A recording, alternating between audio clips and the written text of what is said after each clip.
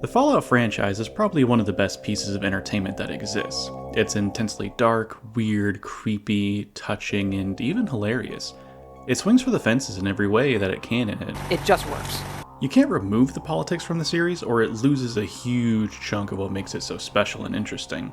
Reducing the series to a bunch of surface level references and aesthetics starts to take away the heart of what makes it so unique and special. So Bethesda had a great idea.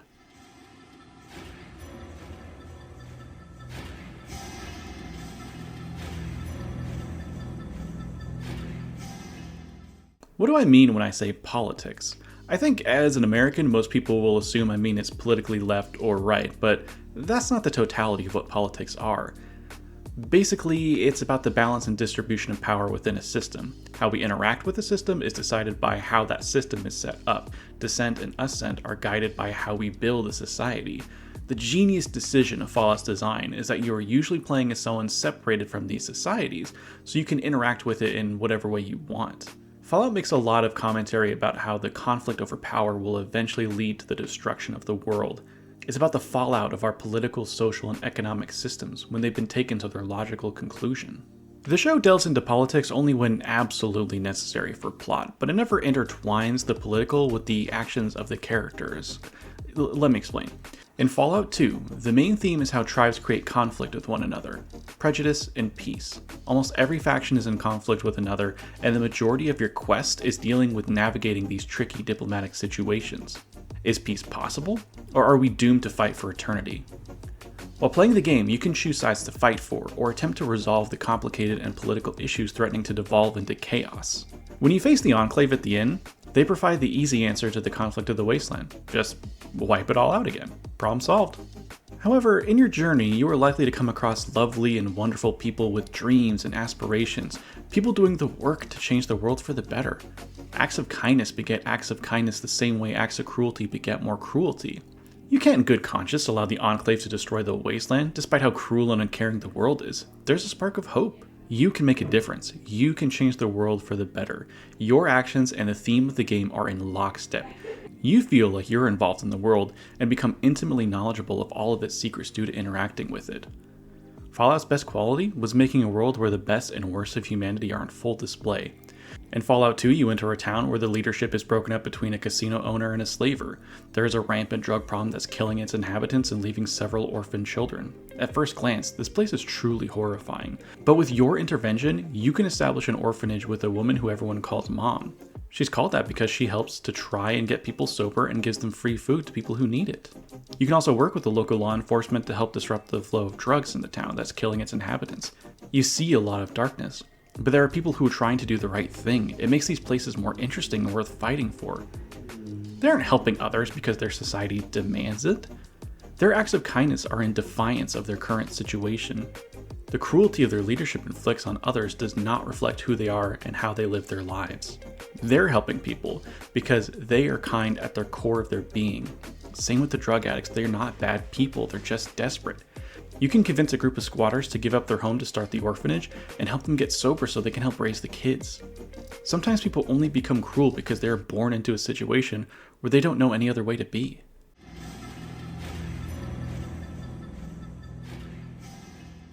This was the impetus of why I wanted to write this. It's something I've seen a lot in media, and I think it's something that should be talked about more. When making something that has political implications, sometimes it's best to just come out and say it. Be honest about your perspective and make art that you resonate with. Maybe not everyone will like it, but it would at least be honest. What I struggle with in this show is that despite their best efforts to avoid politics, it only highlights your true thoughts and feelings. We get to see what the creators believe is non-political. For an entertaining example of how hilariously bad this is, check out Lady Ballers. Well, I mean, don't actually check it out, but you know what I mean. You and I and Caleb Robinson, our other business partner, decided very early on, which is if we were going to jump into entertainment, which was a risky move, we needed to make stuff that people actually wanted to see, not people felt like they had to see.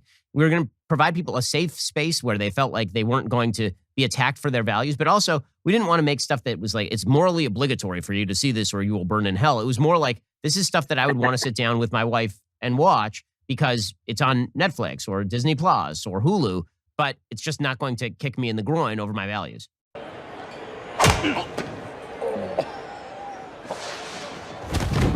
Good talk. This turns into another problem, which is the pitfalls of aesthetics over context. In Fallout 2, the Enclave are using the vaults as testing grounds for new forms of government and seeing what people do in unique situations. It's a concept called seasteading, where you form small countries to experiment on how many ways you can run a government. You take that data, and then you adapt the best parts to a larger society. Fallout 2 then says, okay, but then what happens? Actually, they worked almost exactly the way they were supposed to. You might call it a social experiment on a grand scale. The vaults were set up to test humanity. Some had not enough food synthesizers. Others had only men in them. Yet others were designed to open after only 6 months. They each had a unique set of circumstances designed to test the occupants. For the project, it's almost ready. Humanity's salvation is almost at hand, and the United States of America will be the progenitor of that rebirth. The only way for true humans and democracy to be safe is to cleanse the mutants from the globe. We humans will take back that which is rightfully ours. Oh, I don't relish this decision. If there was another way, but there isn't. No price is too high for the survival of the human race. If you were human, you'd feel the same way. There's an implicit threat of violence or cultural destruction to those smaller governments. I mean, from their perspective, you can't properly integrate them, you have to start over. The Enclave do just that. In order for us to make the perfect society, we have to just wipe the slate clean. In the show, it's not the Enclave, it's a corporation. I mean, hey, I'm a lefty, I hate corporations, this should work for me, and yet, it doesn't. The problem is that Vault-Tec wants to be the main corporation of the future, the dominant species, the apex predator. They're using the same plan as the Enclave, but for a different reason. We bring that same spirit of competition to our solution. We have over 100 vaults spread across America. Enough for each of you to claim several, where you can play out your own ideas for how to create the perfect conditions for humanity, whatever you want to do. No one needs to know. And may the best idea win. As a company, they're driven by profit motives, so their vaults should have a monetary system, but they don't. Vaults are not used as mini-capitalist governments, they're almost explicitly Marxist. It's the opposite of how corporations work. They have instilled generations of people with Marxist ideology, but are somehow going to make them capitalists once they leave the vault. It just doesn't make sense. Also, their plan from the start was to start a nuclear war to drive profits? Who's going to pay you when everyone's dead? Also, how can they get so many people in on this conspiracy without anyone spilling the beans? Why would anyone go along with a plan like that? As a corporation, we'll just annihilate the Earth, so in 300 years we'll make a lot of profit. It's the dumbest plan you could possibly make as a corporation. You don't nuke the world and hope that it all works out later, you pivot. Make those bomb shelters for cities so you can get some sweet corporate subsidies. Target the rich and paranoid. Elon Musk supposedly made a car that is bulletproof and windshields that can withstand a nuclear blast because he's desperately scared of other people. He would totally buy a vault. You can try to make them tombs for the modern day pharaohs like in Under the Silver Lake. I don't see how complete nuclear destruction would fit into a corporate business model. It seems like they wanted to keep some of the lore from the original games and force it on top of their new story. This is what happens when you remove the context from the original and adapt it haphazardly. It just becomes a nonsensical soup of ideas that makes your brain hurt. As a twist, it only works if you don't think about it. This is a classic case of turn your brain off entertainment.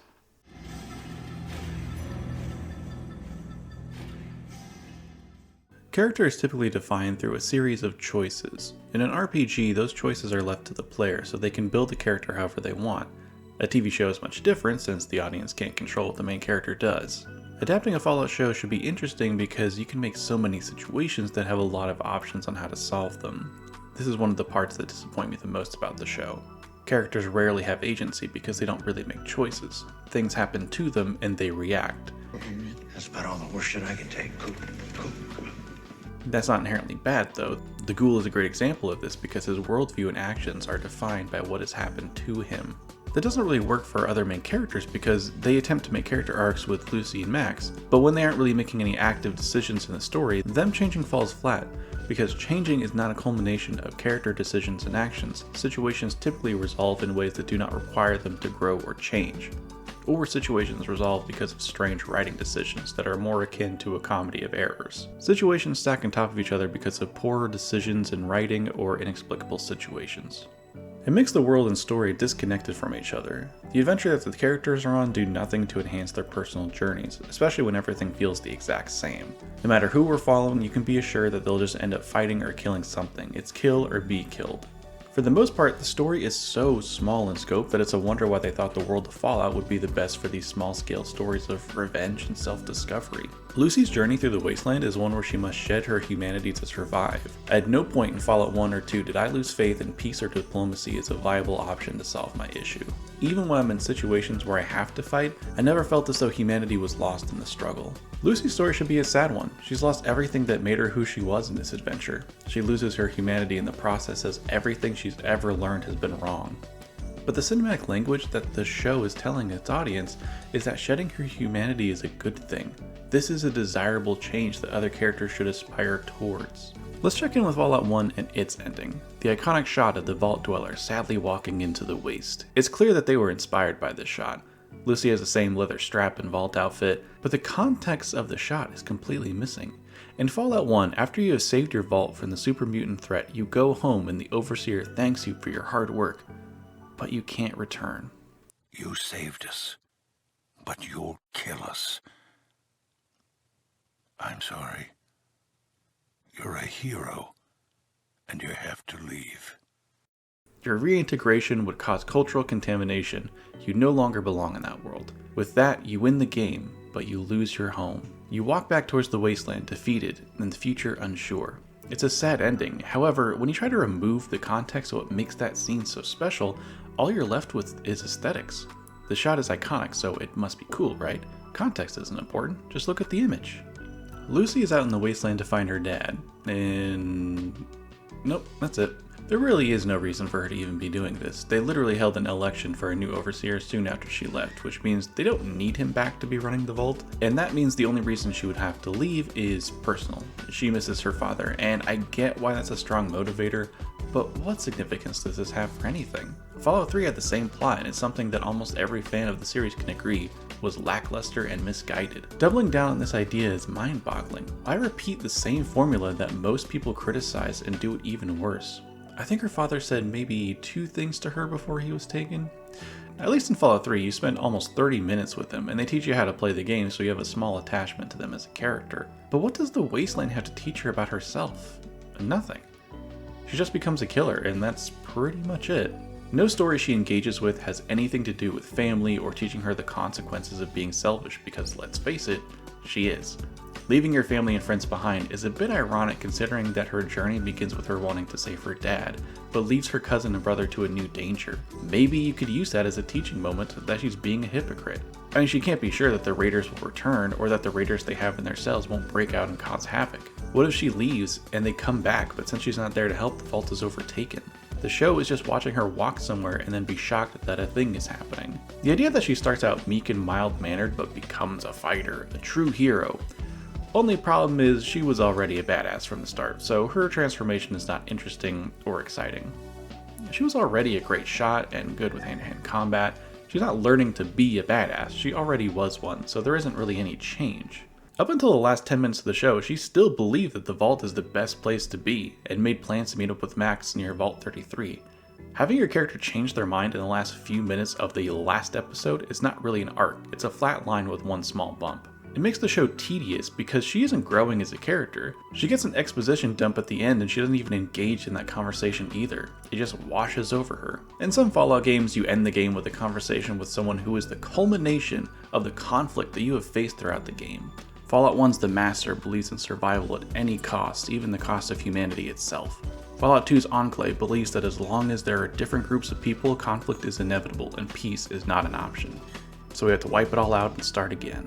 New Vegas' Legate Lanius believes that forcing people to integrate into their way of life will bring the world together under one leader. Having multiple factions all fighting for their piece of the wasteland is a waste of time and will lead to the same issues that destroyed the world to begin with. In each of these scenarios, you get to talk to them and try to change their mind about their perspective. You can challenge the people who believe they are saving the world and convince them that they are wrong. Lucy not engaging with the final act of the story is a huge missed opportunity. It makes the finale pretty boring.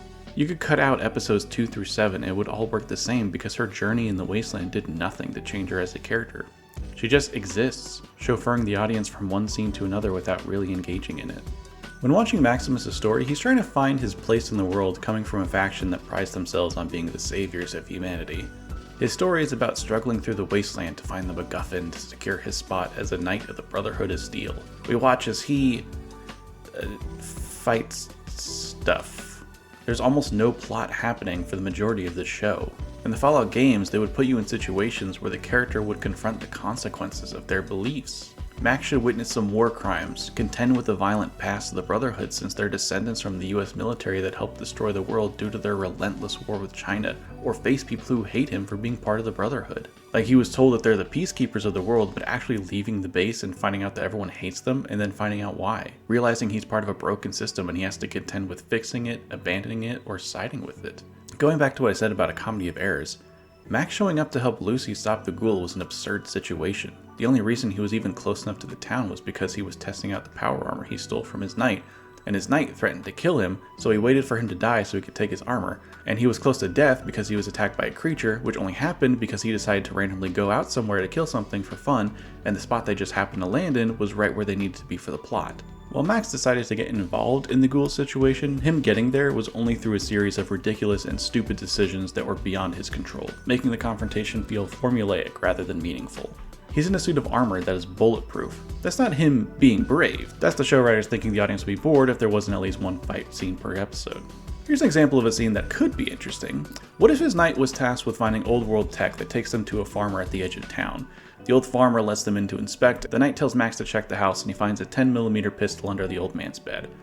Nothing interesting. A lot of people are packing these days because of raiders, so Max doesn't think anything of it. The knight then gets pissed and slams the old man against the wall, accusing him of trying to hide tech from them. The man says he needs it for mole rats who eat his crops, but the knight tells Max to take the gun. Max begrudgingly takes the gun, and later in the series he goes back to the old man to try to return it, but it's too late and the crops are gone. He realizes that his organization is not always in the right, and their adherence to their goal is causing others to suffer because they're playing a long game. Hoarding tech to gift it to the best of humanity is causing short-term suffering. They may actually be preventing the best of humanity to escape the shackles of their oppression by taking their only means of defending themselves. Or he considers why they only choose to take weapons from the weak instead of taking it from the gangs and other groups that are clearly in violation of their code. There are threads of something interesting you can do with these characters in this premise, but it's a shame that they refuse to have character development other than to make them unlikable killers. The lesson they learn is literally to be a psychopath just like everybody else. Never trust anyone, never attempt diplomacy, don't turn your back on someone. It's the same philosophy as the Raiders, except the main characters are presented as the good guys. The Ghoul storyline is probably the best, but also the most disappointing. The Ghoul used to be an actor that was targeted due to the Red Scare, where Hollywood actors would be accused of having communist affiliations and would not be allowed to act again. He was a soldier who came home angry at the system due to the lack of support from the government. I came over to Vault-Tec in Q3 after a 10-year stint at West-Tec. West-Tec? It's a defense contractor. Oh, I'm very familiar with you guys. You designed the T-45 power armor. The first of its kind. You know, I oversaw the rollout. You know, the design flaws were ridiculous, but they sure looked great. I wore the T-45 when we almost lost the great state of Alaska to the Reds. Those design flaws of yours cost a lot of good men and women their lives. He played cowboy roles where he'd be forced to kill the bad guys when he didn't want to, because we all love to see someone who's pushed to that position. He faced discrimination for his beliefs in the pre-apocalypse, and now in the post-apocalypse he's facing discrimination because he's a ghoul. The basic premise stating that we as a society are just evil and unredeemable pre- and post-nuclear war. We don't change. People are inherently evil and you shouldn't trust them. His story is learning not to trust people and that you should just kill them first. Are we seeing a trend here? At least his history of discrimination makes sense as to why he has become a soulless killer. But for that to be the lesson reveals how the writers view people. They despise them. They believe that they are the moral arbitrators of right and wrong. It's kind of gross and cringe-inducing to watch. Having one character who faces discrimination and that informs their worldview works when their worldview is pitted against someone who has an opposing perspective. Like Magneto and Professor Xavier, they both want mutants to live in a free society. They just disagree with how to accomplish that goal. That makes their feud interesting, because when you actually hear what Magneto has to say, he's not totally wrong. You can understand and empathize with his goals even if they're extreme. The problem is that no one has an opposing worldview. Lucy learns to be just as violent and cruel as he is. And with that, let's go back to Fallout 2. Can you tell that I love this game? There's a section of the game where you get to Vault City, which is a very modern city compared to most of the world, and they tell you that they don't allow ghouls. If you have a ghoul companion, you have to leave them outside before you enter. You talk to one of their leaders and find out that the ghouls in the town just north have been poisoning the water supply with radiation. Ghouls are immune to it, so they can drink the water just fine. However, it's fatal to humans. Vault City believes that they have done this on purpose in retribution, and you are tasked with killing all the ghouls. When you get to their town, they're mostly pleasant and helpful. People in the bar are racist towards you and call you a smooth skin to tease you if you say the wrong thing, but no one's actively hostile. It almost feels like friendly teasing the way they go about it. You're not denied service, and they'll even drink with you without hesitation. When you get to the water treatment plant, you are told that the ghouls are aware of the situation, but they need a part to fix the water filtration system. And the only people who can help them is Vault City. They can't go to talk to them because they'll be killed on sight. Despite how they've been marginalized, they do not react with violence. They believe that peace can be achieved, and with your help, you can make it happen. Vault City can eventually merge into one society someday, and both sides can help each other improve. The most advanced city in the game still has something they can learn from outsiders. No society is perfect. Sometimes violence is not the answer. On the other hand, some ghouls are hostile towards the world due to their discrimination. There are Unity patrols that attack caravans and travelers for supplies. The Unity patrols are mutants and ghouls who believe that forcing people to mutate is the only solution to solving the issue of the wasteland. Everyone becomes a new race of mutated beings. In that world, there would be no reason to fight. Both sides are represented and done well. Not only is it an understandable situation for them to be in, but it matches the themes of the game.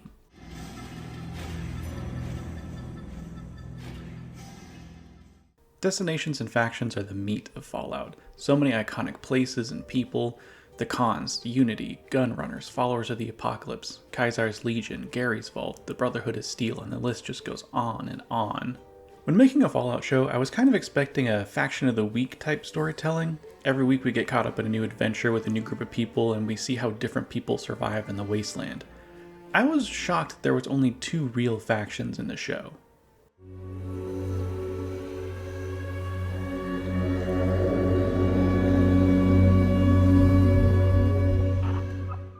The Brotherhood don't really make sense as a collective. They are descendants from the US military, so they have a clear military style. Students study and train like in military school, they have a hierarchical system, they use a lot of military style aesthetics like dog tags and close-shaven heads. Their unique quirk is that they hoard a lot of old world technology. I would explain the reason why, but they actually never really explain it. It's just something they do. In the games, the Brotherhood live in bunkers and vaults rather than military bases because they don't want people to find them. They gather and hoard technology, sometimes old world items, but mostly weapons and armor. They plan to gift all their technology to a group that they believe will redeem mankind. But how will they know when that happens? No one is sure. It's this ideology that leads to their demise. They don't open themselves up to the world, so they eventually die out, and their promised day of peace never materializes. It's sad to see well-meaning people doom themselves because of their zealotry. They could have made a difference, but they refuse to. In the show, they don't really have a reason to do what they do. Even Max, whose life goal is to be a knight, can't properly explain their ideology. So, you guys use pre-war technology to find and collect pre-war technology to make sure no one has pre-war technology? I mean, yeah. Well, when you say it like that, I mean, yeah, it's weird. When your main character doesn't even know the goals of the organization he spent his life defending, you know you fucked up. There's only one other thing that I can glean about the Brotherhood from the show, which is that they don't like ghouls. Thaddeus mentions that he doesn't like ghouls, but I wasn't sure if this was just his deal or if it was the Brotherhood because Max seems to be disturbed by this statement. Then at the end, they say that Thaddeus will be killed if he goes back to base as a ghoul.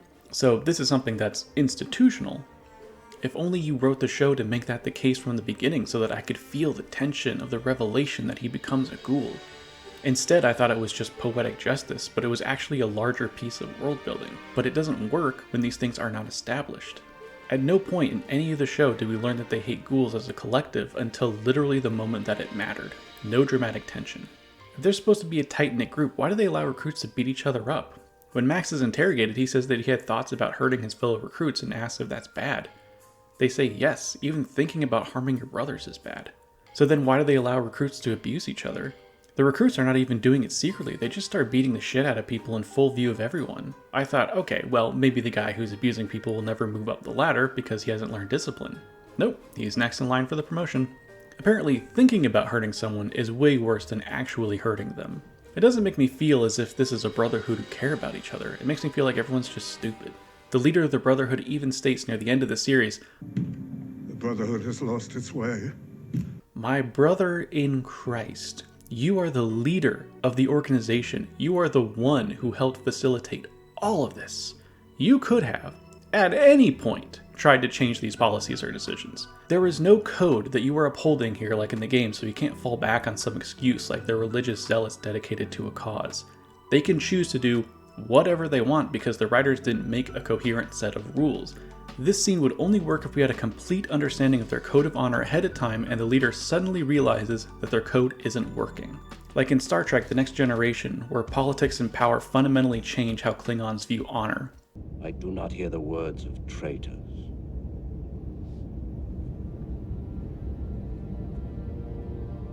I am not a traitor. You admitted your guilt before the council. I accepted this commendation to protect the Empire. Their old code of honor is corrupted and it starts a civil war. That is a natural consequence of how their system reacted when their old code was contradicted by the new. That is interesting and entertaining. This is just the aesthetics of conflict.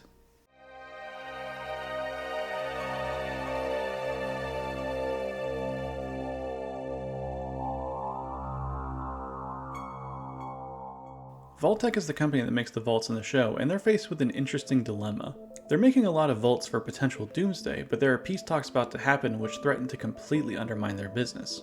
Unfortunately for everybody, the bombs drop and everything changes. All businesses and most of the people are wiped from the earth. However, since their technology has survived through the vaults, they would be able to sell their Vault-Tec devices once the dwellers leave to the surface. More than that, it was insinuated that they were going to sell clean water to the surface. I see why the writers think this is an interesting situation. If corporations are driven through profits, what would be the ultimate way to corner a market? Nuke the competition. I can't imagine that a company's solution to economic dominance is to annihilate their own company along with everyone else's for the possibility of being even more profitable in the future. I mean, you need to build a society that uses money to become profitable. If that's the case, then they should make sure that the Vault Dwellers are keeping alive the tradition of capitalism, but like I stated earlier, they're not. They all work as a collective, goods are traded freely, and there's no form of currency. If everybody is taught for hundreds of years to trade with people in the goal of everyone doing better, that's not capitalism. Disparity is necessary for a capitalist system, and if the Vault Dwellers are supposed to civilize the wasteland, they're not equipped to create an economic system when they're not even familiar with the concept of money. They're also raised to be timid and afraid of confrontation. This does not make for a good selling strategy. They would be hopelessly outnumbered by the surface dwellers who could just mow them down and take their stuff. Which is exactly what happens in the first episode. That was their first interaction with the outside world and it was a bloodbath. The raiders even managed to destroy their water chip. You know, the thing that makes clean water. Apparently the plan was to sell the water, but they only thought to make one water chip which would last until the end of time. Well, so much for that plan.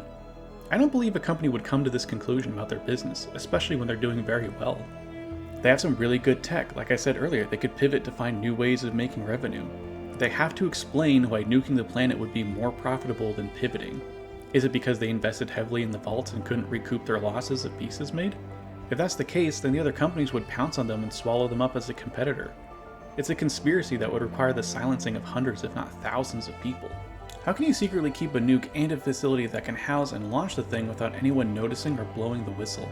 Also, why would those people help a private company destroy the world? Presumably the workers who do this kind of work can't afford the luxurious vaults or anything like that, so they would basically just be dropping a nuke on their own friends and family.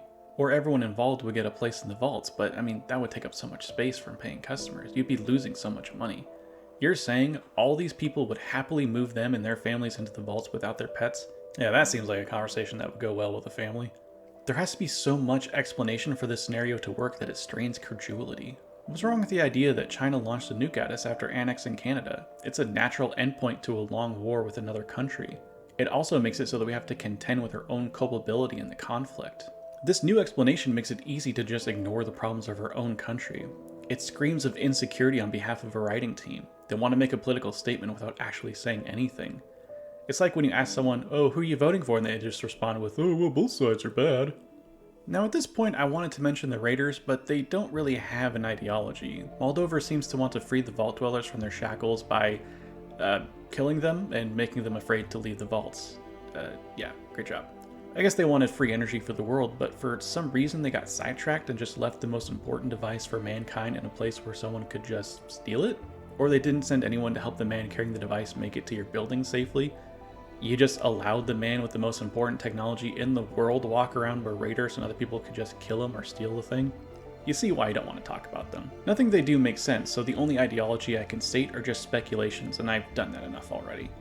Although I do want to point out that the main raider Moldover at the beginning did all they did because they wanted to reveal some truth to the Vault Dwellers, but then didn't tell them what that truth was.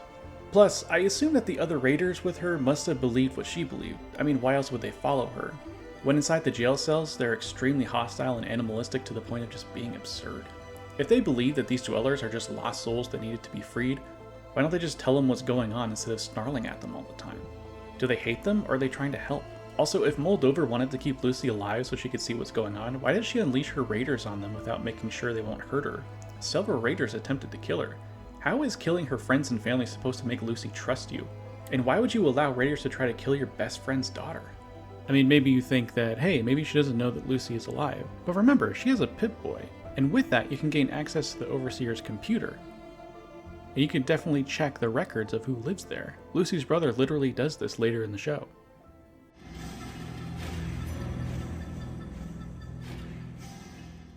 Fallout has great lore and world building. It's fun to talk with people to find out what people think of their situations. You'll almost always find people across the spectrum in large towns. People who hate it, people who love it, people who are indifferent. It makes the world feel more alive because you can see everyone's perspective on how different settlements are formed. The first thing I do when I get to a new settlement in the first 2 Fallout games is talk to everybody I can. I want to know everything, not only because it's interesting, but because I might be able to use the information I gather to find new things, or use it in a conversation with someone later. In Fallout 1, you can defeat the final boss based on a conversation you have with someone in a completely different settlement. No one mentions you can do this. It's a reward for interacting with the world and taking an interest in it. Knowledge truly is power in Fallout. I feel smarter when I play these games. Fallout already had some interesting scripted moments that play out more like a movie than a game, so adapting to a show should be fairly easy. Themes are so heavily disconnected from the show that it becomes uncanny to watch. Scenes just kinda come and go without much rhyme or reason. Entire scenes can be deleted and nothing will be lost. Was the episode with Lucy and Max in Vault 4 necessary for the plot or themes of the show? Did we need the scene where Max fights those 3 raiders? What did we learn about the characters from the bridge scene? Did we need the scene with Max practicing using power armor and him breaking up a fight? It actually would have worked better if he immediately went into the situation trying to stop the ghoul. That way his incompetence using the tech would make more sense. We just saw him using its features, and now he doesn't know how to use them. Speaking of which, in the last episode, the ghoul talked about how there was a flaw in the armor that can be exploited. But for some reason in this episode he doesn't try doing that. Max's story is that he was in Shady Sands when a nuke blew up the town and he hid away in a fridge. I'm not sure if this is a joke or not, but apparently this universe is in the same from Indiana Jones. A situation so absurd that people coined a new phrase for it. But now this is just how you survive a nuclear bomb. I also want to point out that Max was in a town that was flooded with nuclear radiation and walked around just fine. No issues absorbing that radiation, and for that matter, it seems like no one else had any issues absorbing it either. Other than Lucy's mother. Moldover survived the blast just fine. I mean, hey, maybe she was out of town when it happened, but that means she went into the town to look for Lucy's mother and then came back out just fine. I assume that the bomb that dropped on Shady Sands was just a normal bomb because it strained credulity that all these people could survive the blast, but I mean, how do you explain Lucy's mom? I've talked with several people about these logical inconsistencies, and I ran into an interesting way that people resolve these issues. People tend to create fan fiction about the show to fill in the gaps. For instance, the water chip scenario. I thought that the new Overseer was tapping into Vault 32's water supply to fix the problem, and when I asked someone else, they believed that the engineers were able to fix it off screen. We both came to completely different solutions about a really important plot point because the show was too lazy to actually resolve it. I pointed out that this was a failing of the writers to build up a plot point only to resolve it off screen without telling anyone how or why. You know, with the water crisis and the prisoners, and just all the uncertainty. Really, it's fine. We vote in private booths for a reason. Right. The fact that we both came to different solutions to the issue means that we're writing the show instead of the writers. This person just responded, no, we both came to the same conclusion. I offer this to anyone else who found themselves in the same boat. When you watch the show, resist the urge to make your own conclusions or fanfiction. Evaluate the show on its own terms and see how you feel about it. This is an interesting metaphorical show that deals with complex issues. In Annihilation, Kane enters the Shimmer even though he's told it's essentially a suicide mission. The reason he does this is unclear for the most part because he never explains why. We, the audience, must evaluate why that happened using the context of the movie and come away with the reason why. Was it bravery? Pride? Stupidity? Was he suicidal? When we watch the movie and look for context clues, we'll find out why, but no one will tell us to our face why it happened. The water chip is not a complex metaphor, it's a situation with a simple answer, so why not just explain it? Another thing about the world that's presented is that the CGI is done really well for the landscape shots. The sets are great, the costumes are fun, the aesthetics in the world are all on point, but when nothing interesting is happening, it's all a waste. I don't feel like I'm watching people in the post-apocalypse. I feel like I'm watching actors in front of a green screen, just a really impressive one. There's so little interaction with the world around them and there's no sense of cohesion in this world. Some places have electricity and some don't. This is never explained, they just need a place to have electricity for the plot, so when it's convenient, they'll do it. When it's not necessary to have electricity, no one has access to it. In Fallout New Vegas, there was a solar power plant on the Fritz. Electricity was scarce for most of the wasteland. At night, most places are illuminated by lanterns, except for the Vegas Strip. It was a brilliant move because you can always orient yourself while traveling when you see those lights blaring from one area of the map. It also led to an interesting story because it showed the power of Mr. House, who could pay the NCR to power his Vegas Strip in lieu of helping others. Despite the NCR saying they're the law around these parts, they seem to be very selective about who is above the law. It makes you not trust them. You understand that they're not who they say they are. They are hypocrites, and it feels good to take control of the tower and give the electricity to people you want to help rather than the people you're told to help. Resources are an important commodity in the game, and I never felt anyone was desperate in the show. When people are fighting, it always seems like it's over personal issues rather than for survival. People with electricity are doing just as well as people without. The water chip was destroyed and the vault only has 2 months of water. This issue was brought up and then never resolved. Populating the vault was an important part of the first episode, and thanks to the raider attack and the poisoning, they're whittled down to like 30 people. There is no way they can repopulate the vaults now, especially when some of them are too old to have kids. They have to have outsiders come into the vaults, but they don't talk about that problem. In one section, Thaddeus is waiting for the Brotherhood to show up in a booby-trapped area. He even gets hit by a trap when confronting the main characters. The main characters then run through the booby-trap field without looking out for other traps after knowing there are booby traps. The show just forgot the traps existed. Earlier when Max is working with Thaddeus, they follow a radiation trail to the swamp where the creature is in, but they never explain how the tech actually works. It can pick up traces of radiation and follow one particular trail of it, but there are several ghouls in this world. How do they know it's the right one? When they find out that there is a creature in the water, they could have just easily gotten out. They chose not to for some reason. Well, for no reason. I mean, we needed a fight scene mixed out with gross out comedy, so it was just plot convenient that they happened to kill the creature that ate the head. They want the aesthetics of an interesting, interconnected world without doing any of the work it takes to actually build that world, instead relying on aesthetics to relay the idea that all this makes sense.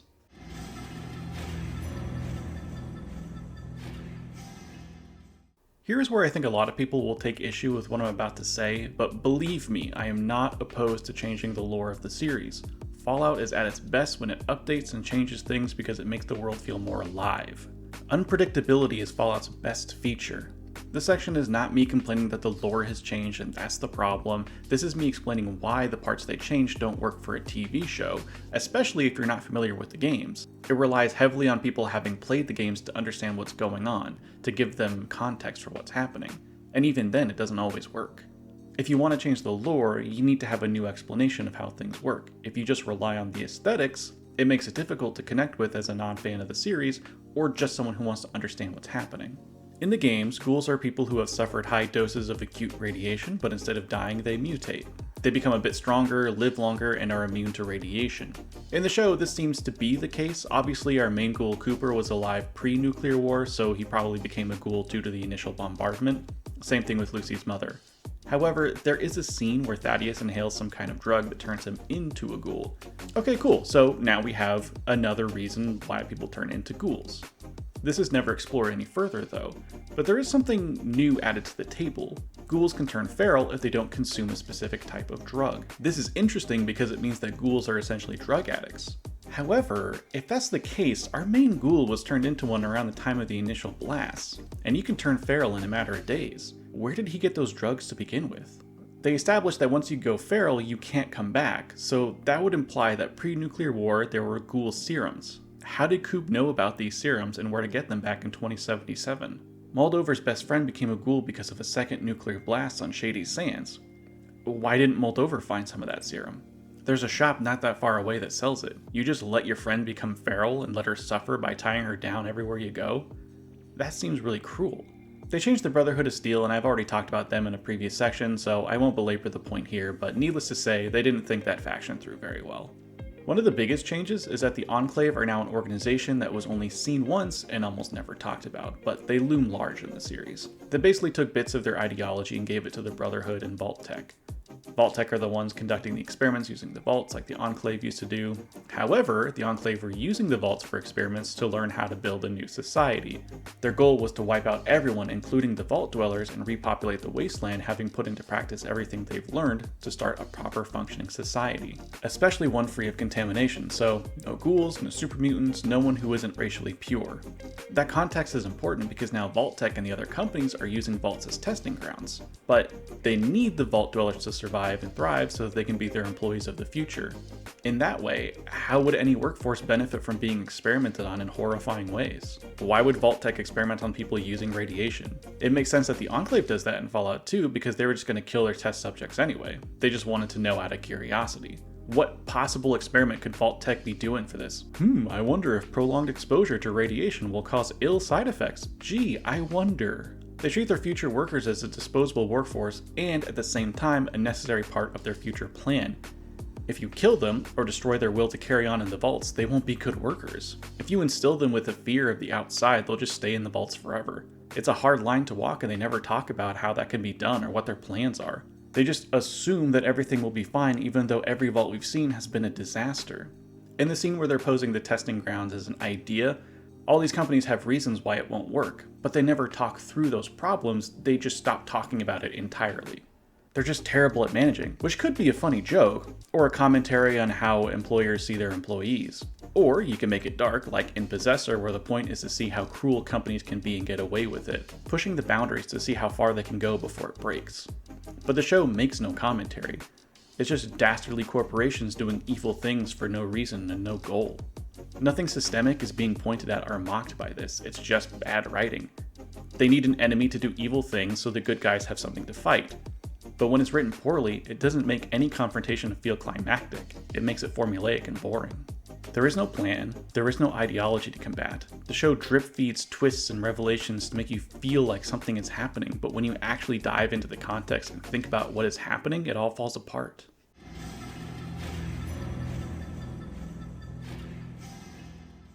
Are there any actual themes happening in the show? I struggled a lot in trying to find them. Mostly it's a story about how Vault Dwellers are weak and timid cowards who need to man up and grow a pair so they can become a badass like our main character. Peace is for losers. It's such a bleak and self-centered philosophy that's omnipresent throughout the show. No one is kind or does anything for anyone else, so it's best just to shoot first and ask questions later. Don't worry, killing people doesn't make you a bad person or anything. They probably had it coming. The only thing that can stop a bad guy with a gun is a good guy with a gun. Or how attempting to humanize your enemy just makes you weak and vulnerable to being killed. Rehabilitation is seen as childish and naive. Only a fool would try to help another person. You should just kill them and put them out of their misery. The most ethical solution would be to rehabilitate the prisoners and then integrate them into our vault society. To be clear, this is not a process that will happen overnight. Based on what I saw this morning, it may take years. No conversation with them to find out what they want or who they are. They're just a collective evil entity that can only be dealt with through violence. What makes the enemies from Fallout 1, 2, and New Vegas so engaging is that they feel like real people with a real ideology. You have to understand what they believe and why they believe it to talk them down. Even small moments with Enclave soldiers in Fallout 2 have consequences if you don't stop and think about them like human beings. You know how unhappy he gets when people complain. He takes it personal, like it's a loyalty thing. Maybe that just goes with being the President of the United States, or what's left of him. The President of the United fucking States of America. Who do you think I was talking about? Who the fuck? Who is it? What? I should kick your fucking ass. Who is this? The clear truth of the situation is that these writers are incredibly nihilistic in their worldview, either because they're misanthropes themselves, or they're so out of touch with people that they have rich people's disease where they assume everyone's trying to kill them all the time. They never present people positively, and they think that true growth comes from the barrel of a gun. Moments of humanity are lost in the text of the show, but also in its presentation. One of the saddest revelations is that Cooper's wife was the one who proposed setting off the nuclear bomb. But from her perspective, she felt it was inevitable anyway. She wanted to make a world safe for her child, where she can grow up and live a full life instead of being afraid of dying every waking hour of their life. The tragedy is that she pushed for the nuclear option and lost her husband and child in the process. There should have been a scene where he divorces her because of the situation and takes the child with him, and we have to see her struggle with the realization that she just killed her child because she was afraid to make the right decision and blow the whistle on the company. The most tragic and human moment of the show is just missing. It goes from the revelation of her proposing dropping a bomb to Coop at a birthday party with his daughter. No discussion as to what happened or why. No, in their world, might makes right, the exact opposite of what Fallout was about. They're the type of people who saw the opening of Fallout 1 where the soldiers execute a man and laughed along with the soldiers as the person's body twitches and goes limp. They're thoughtless brutes who cheer death and destruction because they view humans as disposable and not worth their time. I'm glad that the show is translating to new players because it will give people a chance to see what the show is missing. There are no interesting settlements, well-constructed dialogue, or even moments of fun. Everything is just bleak and cringe. The comedy's bad, the writing's almost unbearable, and the plot is so riddled with holes you can drive a deathclaw through them.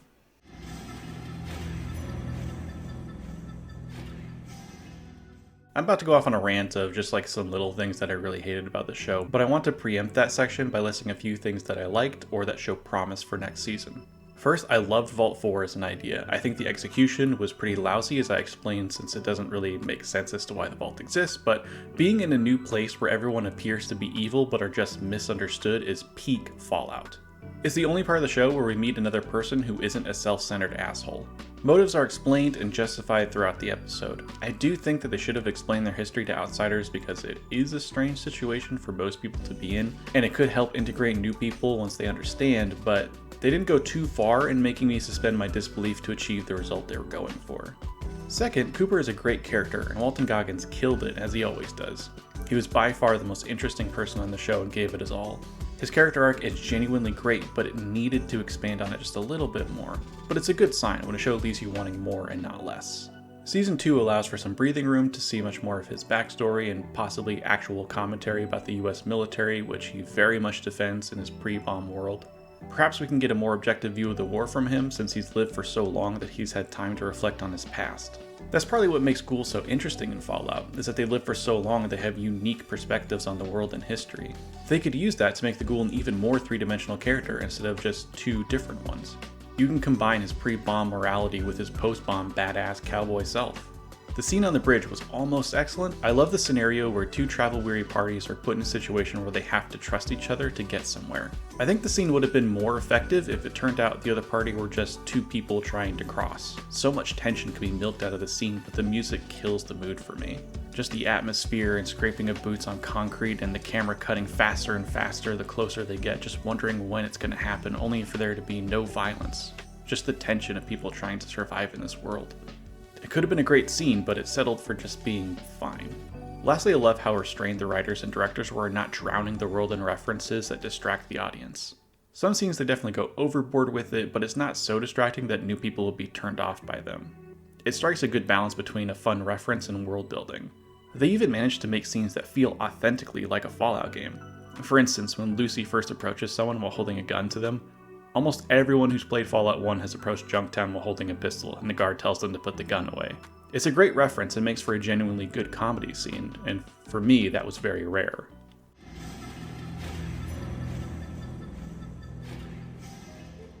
So I've been trying to explain in more comprehensive ways why I don't like the show, and I've been holding back my sheer seething resentment for what they've made, but I want to allow myself a little bit of venting time. Okay, why is everyone so stupid? The Vault people have done exchanges before. They thrive on a 3-vault system. They would know that they don't have tattoo parlors in the vault, so from their perspective, why do so many people have tattoos?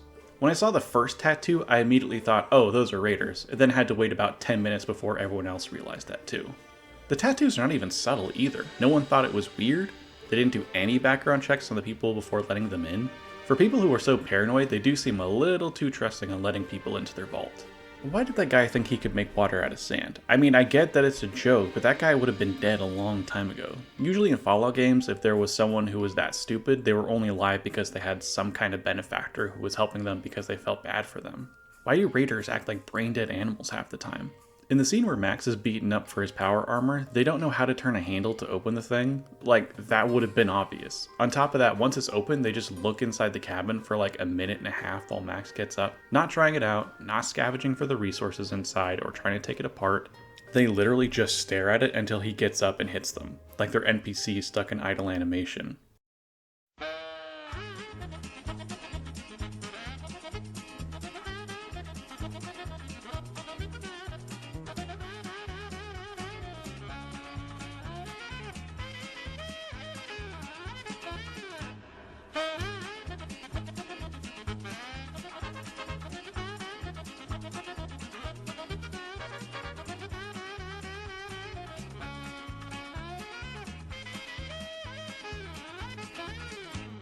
Then when they fight again, they pin him up against the open cabin of the power armor where he could easily slide his hand in and kill them, which is exactly what happens.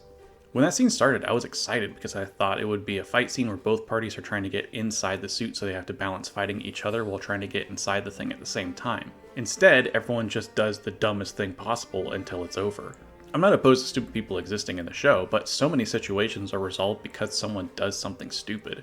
It never feels like actions have consequences. It feels like writers didn't know how to resolve the scene, so they went with the easiest possible choice.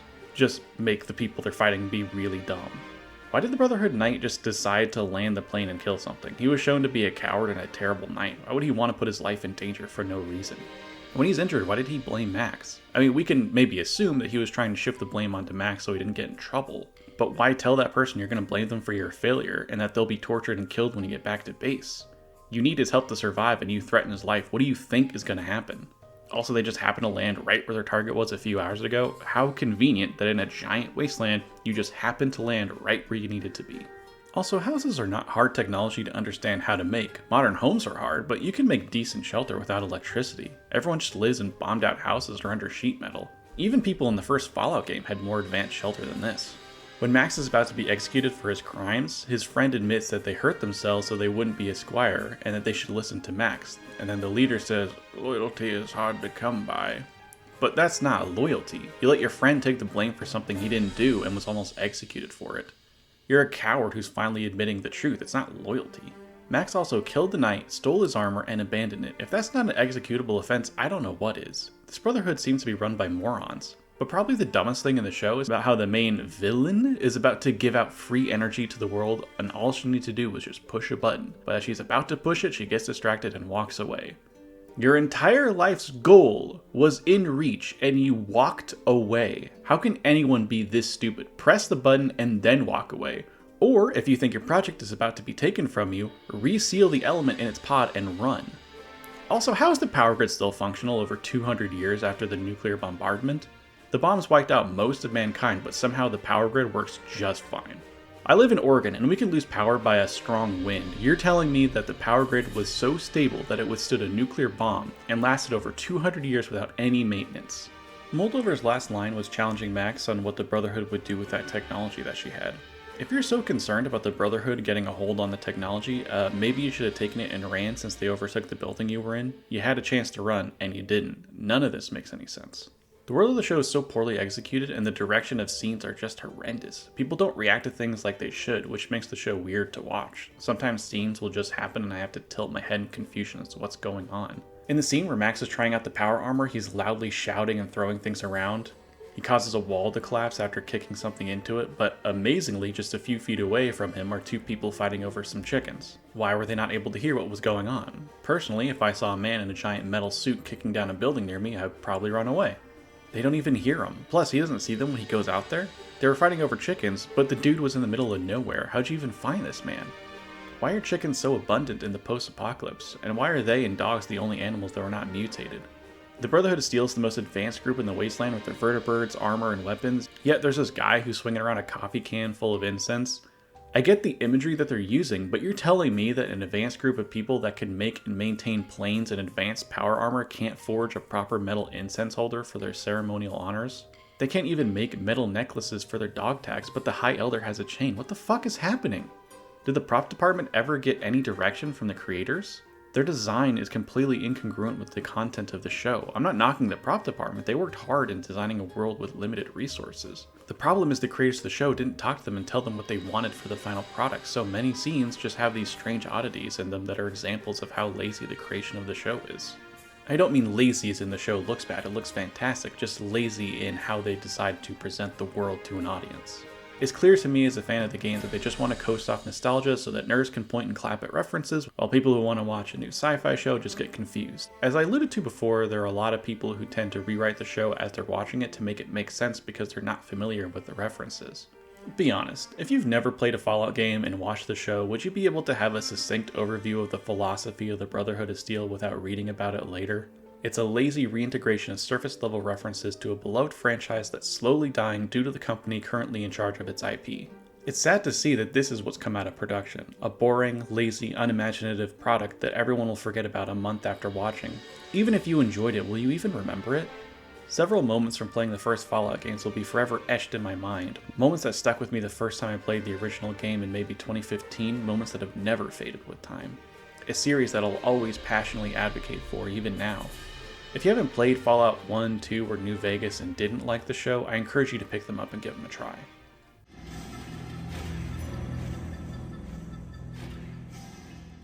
My answer to that question is, well, of course it can. There are a lot of interesting bits from the show that can be played on just a bit more. Backstories that can be fleshed out, plots that can have satisfying conclusions, factions that make sense. All of this is possible. It'll just take a dedicated team that can resist the urge to churn out a minimal viable product and rely on a special effects team to fill out the rest. They need a plan on how to flesh out the world worth exploring, a world worth saving, a world that has more to teach us than just violence is awesome. The world is so big and so many wonderful and unique stories can be told using this setting and these characters. The question is, do the writers care about them enough to try? I'm not sure that they do, but I hope that they grow some attachment to their characters and try to improve on them in ways that surprise me and make me want to invest my time rather than annoy my partner, because I can't stop ranting about how disappointed I am while I watch the show. This is a franchise about people, society, conflict, diplomacy, war, and peace. If you can't find a way to write about that in your next season, then I just feel sorry for you that you can't find something redeeming about humanity.